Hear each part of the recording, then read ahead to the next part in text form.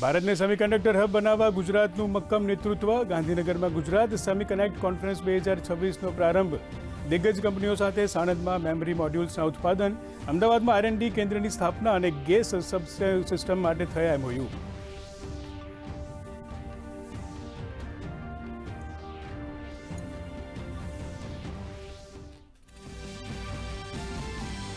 કેન્દ્રીય મંત્રી અશ્વિની વૈષ્ણવે કહ્યું 2026 સુધીમાં 3 નવા સેમિકન્ડક્ટર પ્લાન્ટ શરૂ કરાશે. મુખ્યમંત્રીએ 2030 સુધી ગુજરાતને સેમિકન્ડક્ટર ક્ષેત્રે અગ્રણી રાજ્ય બનાવવાની વ્યક્ત કરી નેમ. તો નાયબ મુખ્યમંત્રીએ કહ્યું ગુજરાતમાં આજની પેઢીએ કરેલું રોકાણ આવનારી 10 પેઢી સુધી સુરક્ષિત.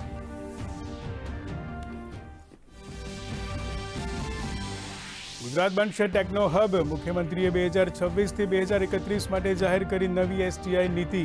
ગુજરાતમાં સંશોધન માટે 1000 કરોડનું સ્વદેશી અનુસંધાન ફંડ જાહેર. 2030 સુધીમાં 1 લાખ કુશળ સંશોધકો તૈયાર કરવાનું રાજ્ય સરકારનું લક્ષ્ય. કેન્દ્રીય મંત્રી અશ્વિની વૈષ્ણવે કહ્યું ગુજરાતમાં રેલવે ક્ષેત્ર માટે રેકોર્ડ બ્રેક. 17,000 કરોડથી વધુ બજેટ મંજૂર. 87 સ્ટેશનનું નવનિર્માણ ચાલુ, જેમાં 21 સ્ટેશન તૈયાર. આવતા વર્ષે મુંબઈથી અમદાવાદ બુલેટ ટ્રેન શરૂ કરાશે. બુલેટ ટ્રેન માટે 7 નવા પ્રોજેક્ટને અપાઈ મંજૂરી.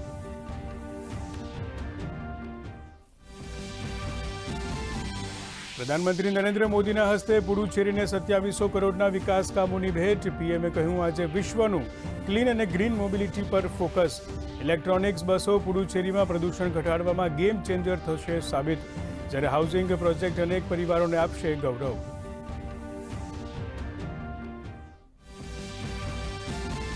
ઈરાને ઇઝરાયલ અને અમેરિકાને આપી ચેતવણી. કહ્યું અત્યાર સુધીનું સૌથી મોટું ઓપરેશન કરશે IRGC.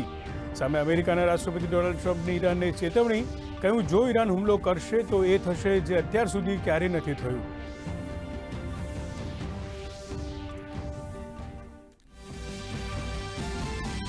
ઈરાનના સુપ્રીમ લીડર અયાતુલ્લા અલી ખમેનીના મોત બાદ ઈરાનનો અસ્થાયી લીડરશીપનો નિર્ણય.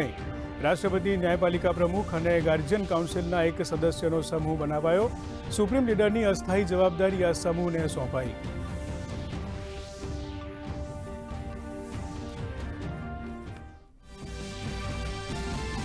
T20 વિશ્વકપના સુપર 8માં આજે ભારત અને વેસ્ટ ઇન્ડિઝ વચ્ચે ટક્કર. અન્ય મેચમાં ઝિમ્બાબ્વે અને દક્ષિણ આફ્રિકા વચ્ચે યોજાશે મેચ.